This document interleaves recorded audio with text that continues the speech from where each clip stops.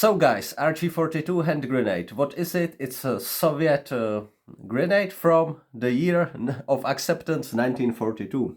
The most distinct feature of this grenade is the easiness of manufacturing, and it's basically the topic going throughout the history of this grenade.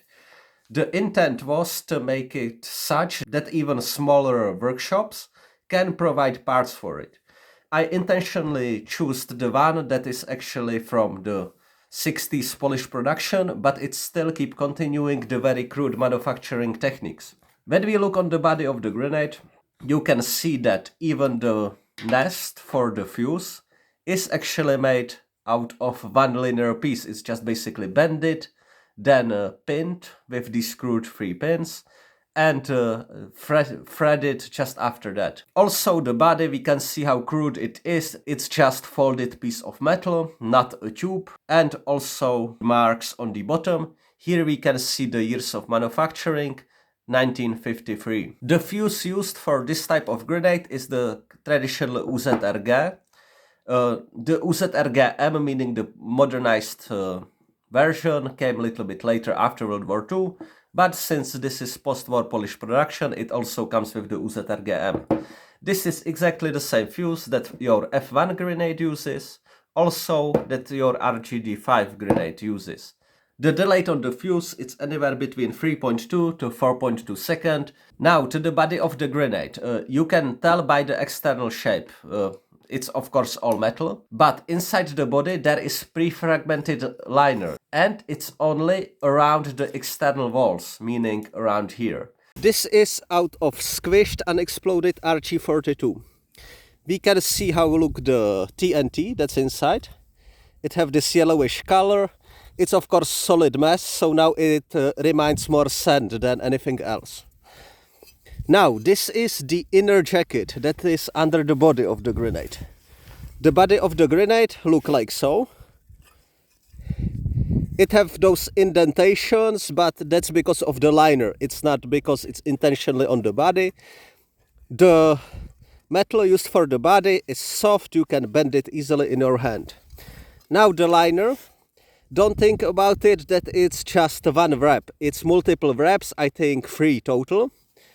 That basically running in a circle around the body of grenades, and these sections getting fragmented along this pattern, creating the sharp edges and causing the actual damage. Unlike the soft metal used on the body, this is hard metal. That's actually brittle, that's the intention, so it separates easier along the pattern. And this is the look from the outside. On the top or on the bottom, that is just the body of the grenade that you can see from the outside. What's happening sometimes mean a very rare occasion, it's that the TNT inside explode, and basically the explosion go through the path of least resistance. So for example, it blow out the bottom and the top of the grenade, but the stronger part that have the liner and then the external body stayed without any damage. These grenades are delivered in wooden crates consisting of 20 pieces. The fuses are in separated cans, that there are 2 cans with 10 fuses per can. This grenade was designed as assault type. On the original World War II examples and even the early post-war, which this one is exactly representative of that, we can see the occurrence of the TNT actually degrading and might even potentially become unstable. The TNT filling is anywhere between 110 to 120 grams of TNT, which is on par with the RGD5. But it's almost twice as much as on the defensive F1 grenade that have only 60 grams. The total weight is around 400 grams. This type of grenade was completely decommissioned in Russia in 2015. The main reason being that it's too dated. All the stock that was over 50 years old was destroyed. Okay guys, so this is the target situation. 3 meters to the left is one target, 3 meters forward is another target, and 5 meters from the center is third target. Let's try it out with our RG-42. Okay, so let's prepare the grenade. Something like this. Folding the wings, straightening them out. Now we will do little movie move. Oh. Whoa. So 1, 2, 3.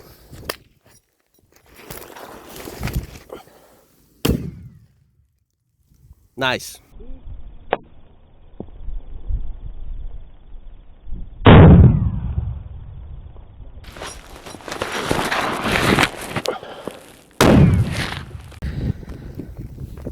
So this grenade landed directly in front of our target. This is how the place look. Here you can see all the fragments in this shape. Of course, if it landed under your feet, you are dead, okay? You are cut up like so.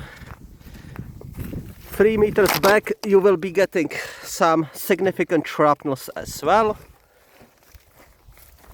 And how about 5, 6, 7 meters to the right, you will be actually okay. So if you stand it here toward the center explosion of over there, ducked down like so, then you will be okay.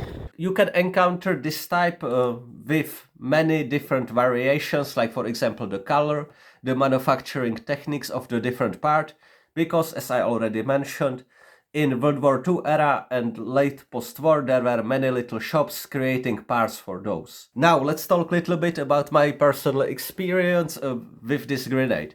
I always liked it for some reason on pictures, but in the anti-terrorist operation I've seen it only in some pictures, on some videos from the separatist side. What they were doing precisely in that video was that they were actually fishing with it. So they took original World War II RG-42 and were throwing it into lake. Of course, very few of them was seen also in separatist combat loadout. What I would never guess is that once I will encounter it in big quantities. Who we can thank to that currently in Ukraine we have big influx of those? Well, we can thank to Poland. So Poland apparently kept the production line running. You can see some of those very early post World War II examples that have these crude features. As the production continued well into the 80s, 90s, then you can also see how they were slowly upgrading the equipment, using very nice manufacturing techniques. So the grenade, although the same shape, actually the late production, it's very nice, very nicely manufactured. Latest one that we have here was made in 1987.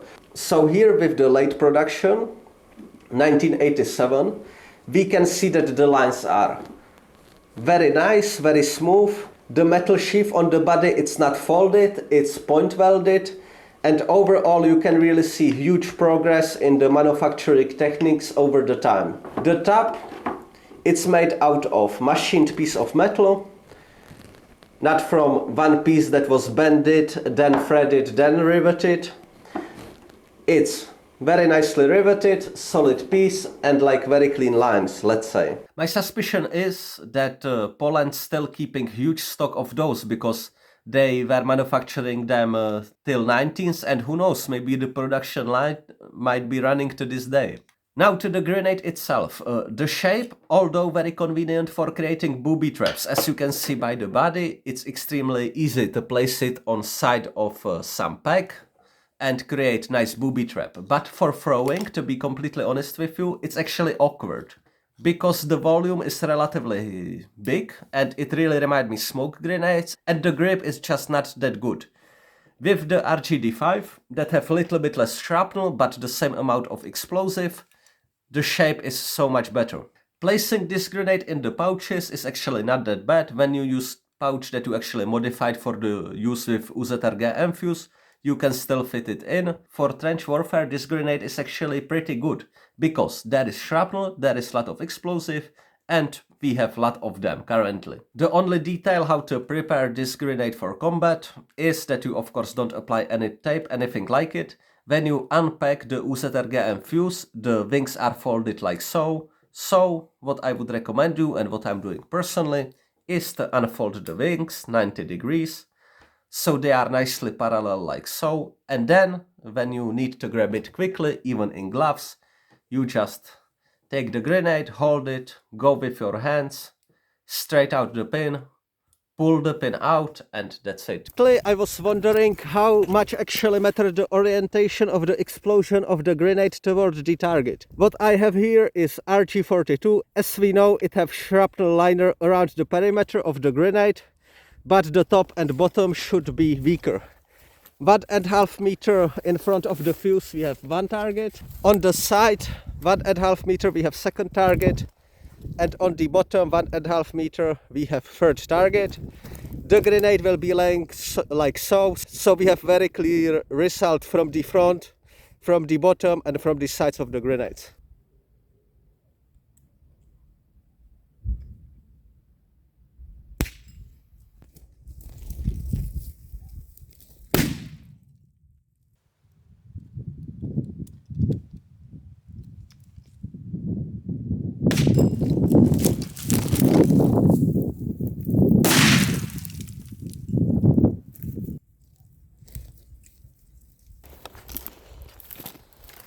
So this is the front side, the fuse side.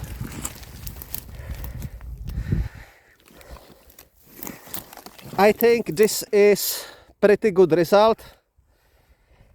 You can see the peppering. Yeah, this will be casualty for sure. Here from this side, it's actually quite surprising, because technically this should be the most damaged part, and we can see more of a big cuts, like big shrapnels, and much less of the peppering. If I can choose which side to stand in front, it would be toward the fuse so far, because it might seem like that is less shrapnels on the side of the grenade, but there is plenty, and big ones, which is the most important part. Big shrapnel meaning much more severe wound. And finally we have bottom of the grenade, and although we can see a lot of peppering, some actually big chunks, this would be serious wound for sure.